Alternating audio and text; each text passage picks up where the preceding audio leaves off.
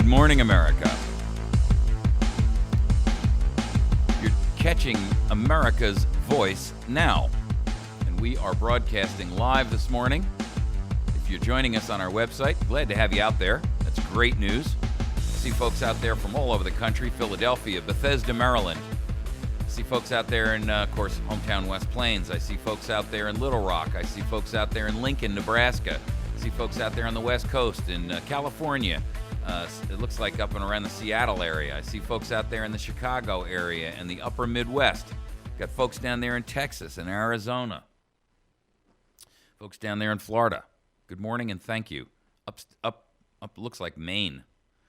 Hey, I got to tell you, we've been seeing a lot about the diminution of your gun rights in states like Connecticut and states like New York and states like Colorado and states like New Jersey. Well, on May 5th, 2 days ago, the New Jersey State Law and Public Safety Committee passed a Senate bill that will ban, it's called SB 993. So if you live in New Jersey or anywhere near there, if you've ever even smelled New Jersey or passed by it, if you've flown over it, call up state senators and tell them if they pass SB 993, it will be an act of treason. There you go. That's too harsh, you say. That's too harsh. You can't say treason to a senator and a congressman. The hell I can't. That's your job. They passed the ban against magazines that hold more than 10 rounds. Here we go again. And all 22 rifles, along with other guns that have a fixed magazine that holds more than 10 rounds. So, let's see. Let's take the venerable 22 rifle that has been handed down or given to every kid since time immemorial, that every kid is used to learn how to plink, learn how to shoot.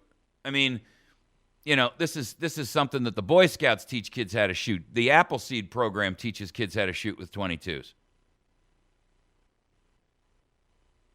They've broadened the label of assault firearm. Not assault weapon, assault firearm. And it now includes 22 rifles with a fixed magazine that exceeds 10 rounds. So, your Glenfield Model 60, your Marlin Model 60, your Remington Nylon 66, and the Winchester 190, and 43 other rifles are now going to be banned in the Democratic, with a K, Democratic, as an apparatchik, of the communist state of New Jersey. It's been sponsored by state senators Loretta Weinberg and Nia Hill. Here's what they have to say. This bill is in response to the horrific tragedy in Arizona, where the assailant utilized a large-capacity ammunition magazine that resulted in the death of 6 people and injuries to 13 others, including Arizona Congresswoman Gabrielle Giffords. So we're going to ban them, and we're going to, based on the incident of involving one individual, we're going to prohibit millions from having access. Is that so? Might I remind those two retards, morons, nincompoops, idiots, damned fools. The Second Amendment says, a well-regulated militia being necessary to the security of a free state, comma, the right of the people to bear arms, to keep and bear arms, shall not be infringed. What does that mean? Well, we know what it means. The right of the people to keep and bear arms has been recognized by the general government. But the best security of that right, after all, is the military spirit, the taste for martial exercises, which has always distinguished the free citizens of these states. Such men form the best barrier to the liberties of America. Albert Gallatin, the whole of the Bill of Rights is a declaration of the right of the people at large, or considered as individuals. It establishes some rights of the individual as unalienable, and which consequently no majority or state senator has the right to deprive them of. No free man shall ever be debarred the use of arms, Thomas Jefferson. See, we know that the premise of every elitist, oligarchy-minded government is to disarm people so that they don't have the ability, the wherewithal to defend themselves. And like all bullies, weakness is a tempting treat to tyranny. You know, I tire of hearing people say, we need a strong national government, and we need a strong policy to make sure that everyone understands the United States of America should be respected overseas. We have to have a strong military.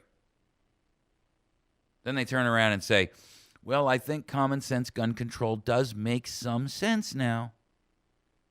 It's the same principle. You can't disassociate the two. The bullies overseas are no different than the bullies in D.C. or in your state capital. Weakness compels a bully to be abusive. Always has, always will. When you stride around in your mincing little steps and you walk around like, oh my goodness, I am so afraid someone's going to accost me, you will be accosted. When you lengthen your stride and you put a little bit of swagger in your step and you walk around situationally aware and you look that person in the eye, 9 times out of 10, he's going to avoid you and go look for the mincing little victim.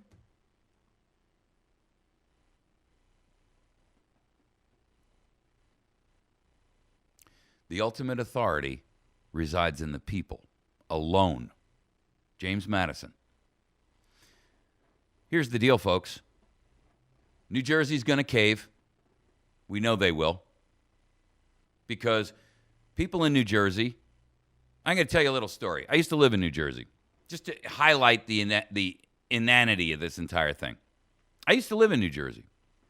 I was born there, spent most of my adult life there, and all of my childhood. I used to live in a community that was a suburban, McMansion neighborhood. Everybody had their little postage stamp. You could almost reach across and tap on your neighbor's window to borrow a cup of sugar, but it wasn't quite that bad.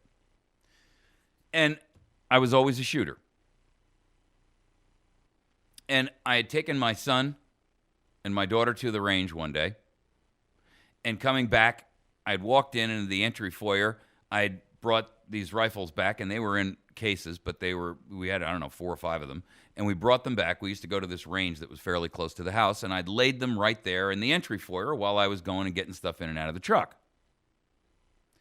And one of the neighbor ladies came over, and I had my youngest son at the time was very young, and she brought this other kid over so that our kids could have a play date. Whatever. Well, she took one look inside that door and saw, 4 or 5 rifle cases and bags, hard cases and bags, lined up there. And she immediately scooped that kid up and took off. I kid you not. And she said, I can't have my child in a home with weapons, firearms, guns. That's dangerous. Well, first of all, they were sealed. None of them were leaning up against the wall with a magazine hanging out of them. But moreover, at the time, these kids were 1.5 at best, 2. They were crawling. They weren't walking, maybe toddling about. The absurdity of that is exemplified in literally millions of residents of New Jersey. They fear an inanimate object. Not the person behind it, the object itself. That's like fearing a brake pad. I mean, that's like fearing a wrench. The wrench cannot get up and thwack you over the head. Not by itself. The rifle, the pistol, the shotgun cannot get up off the table, inject a round, rack the slide, and kill you without human intervention. I'm going to prove it to you. I want you, assuming that you have a weapon, and I'm speaking to the liberal crowd here, I want you to take a weapon and I want you to load it. And I want to go even one step further. I want you to pull the hammer back and I want you to cock it so it's ready to fire. Then I want you to lay it on a table and I want you to leave the room and come back in 1,000 years. And guess what? It's still going to be cocked and it will not have fired. Wow, what do you think of that? 1,000 years from now, that will still be sitting there. And it will not have injured anyone or anything. Bugs might actually be living in the barrel by that time. Safe. Completely safe.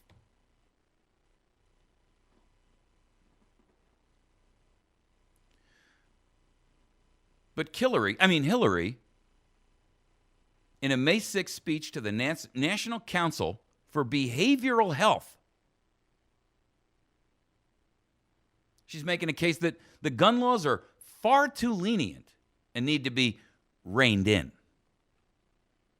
Let me tell you something, America. I want to just point something out to you.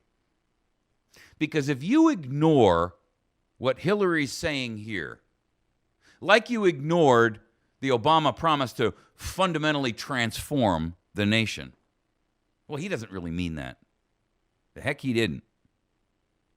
If you ignore it, like you ignored his statement of, well, under my plan, electric costs will necessarily skyrocket. And they are. Well, he didn't mean it that way. Oh, yes, he did. Want proof? Go pull the electric bill out of your mailbox right now and tell me what it is. I guarantee it's gone up at least 30% in the last 24 months. Probably closer to 50% if you look at the last 4 or 5 years. Maybe more. I know mine has. My electric bill used to be about $120 a month. It's now $215 every month. Same usage. I mean, give or take a little here and a little there. I mean, it's all ultimately the same usage. How has it skyrocketed in 5 years? From $120 to $220. How did it go that high? Well, Obama is fundamentally transforming the nation. And he's doing so in large part by skyrocketing your electric bill, among many, many other abuses. So when you hear a politician speak like Hillary, and she says gun laws are too lenient and they have to be reined in,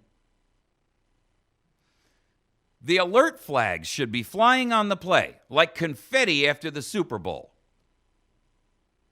Not just from gun owners, not just from those people who have fired a gun, from those people who have never held one, never touched one, never even been in close proximity to one firing, except for the television screen. You know why? Because all those guns held by all those rough and tumble types, those are the ones that have allowed you to sit in front of the television instead of a hard labor pick or sledgehammer. And when those guns are gone, that will be your fate. And your soft, lily-white hands that have not seen a callus, well, I leave the rest to you.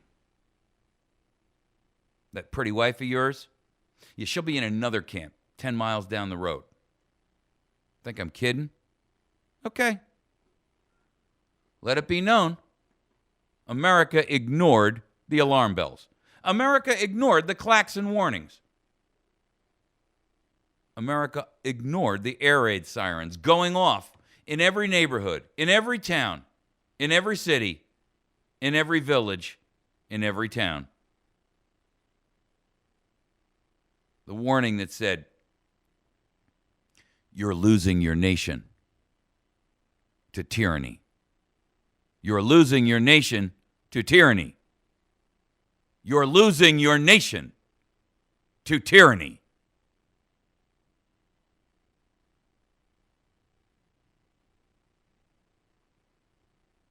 When you put Hillary up on the pillory and you allow her to become the next president of the United States, and she is the next tyrant, assuming that this one actually leaves, to hold, and by the way, this isn't an analogy I've generated all on my own. They themselves, Barack and Hillary, have used the analogy that I've used, although I started using it first. That of a series of relay runners who hand off the baton to the next racer.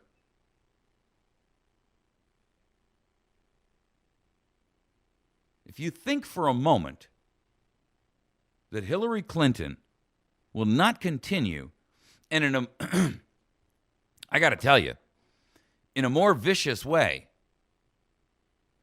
than even Barack Obama, the complete and utter failure and destruction of America. This is a woman who has a savage streak in her that's as wide as the Mississippi. This is a woman who is bitter and filled with hatred. She is blinded by ambition, drunk with power, and she is manipulative, conniving in a way that we have never seen in this country. I have no problem with a woman being president. I definitely got a problem with this woman being president. And I'm telling you right now, she'll get the same passes from the mainstream Ministry of Propaganda that Barack Obama got. Him because he was black. She because she's got the right biological parts. Are you telling me that a woman can't be as great a tyrant as a man? What kind of an idiot are you?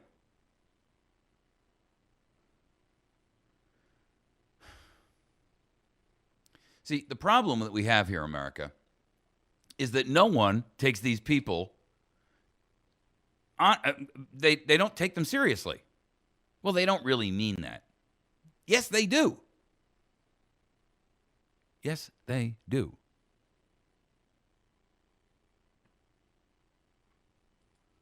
I got to tell you, Homeland Security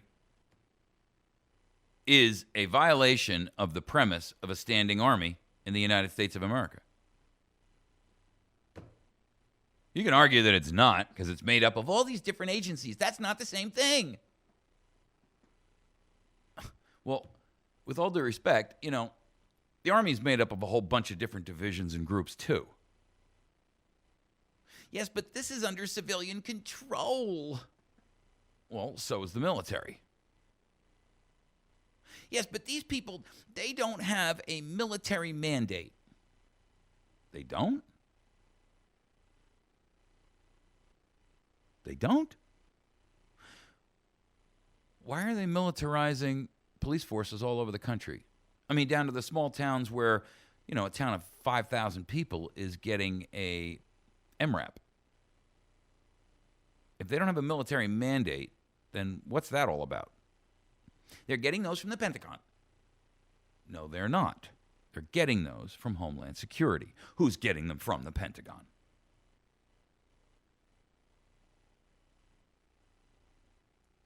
Did you know that DHS is involved in virtually all of the issues that surround law enforcement in this country. You see, they don't call it a military here because a military has a different connotation to it.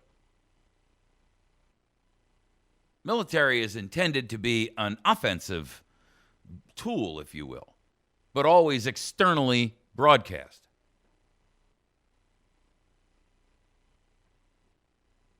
But DHS is involved in all of the law enforcement and crime prevention efforts that are being done here in the United States. All of them. All of them. And they are prosecuting it like a war. And under Billary, Pillary, Killary, Hillary, it's only going to get worse.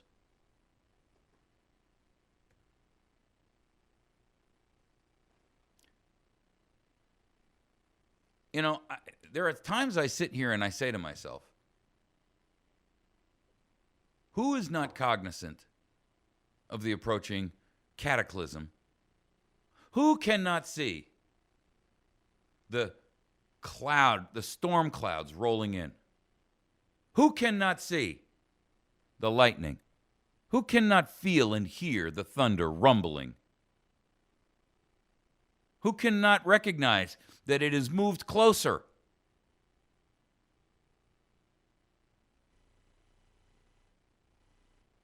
I don't understand. I just don't.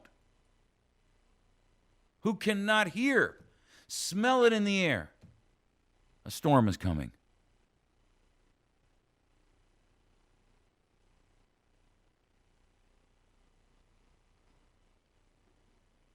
I would posit the idea that only those who either, one, have an axe to grind and something to gain, or two, are in 100% delusional denial, like a drug addict.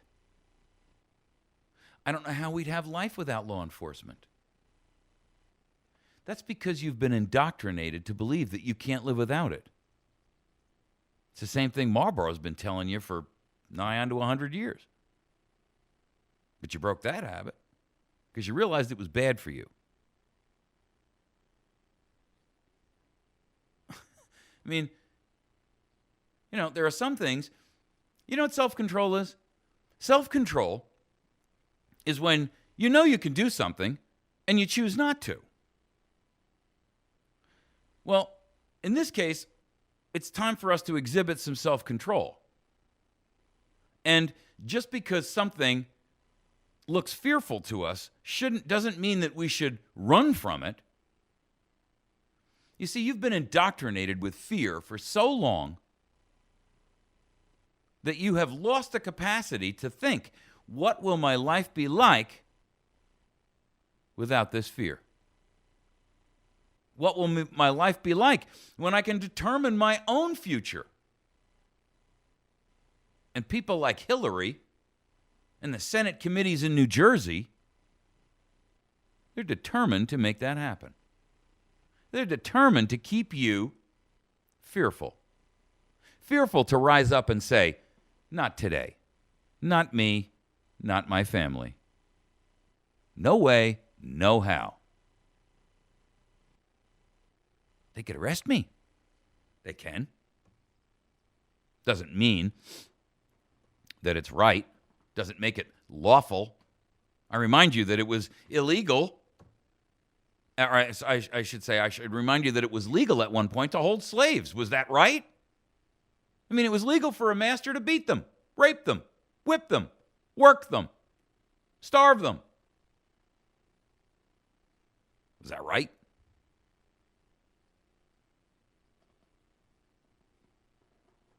See, America, the decision is yours. It's yours to make. The question is, will you honor that which has been provided for you by those who came before and preserve it for those who come after?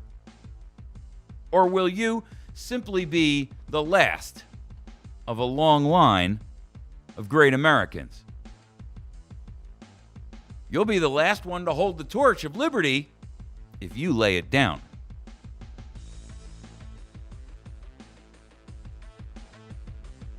Communicate with me by email at mike@americasvoicenow.org. That's mike@americasvoicenow.org. We're going to take a break. When we come back, we're going to talk ethanol, how it destroys engines, raises prices, ruins farming, and more.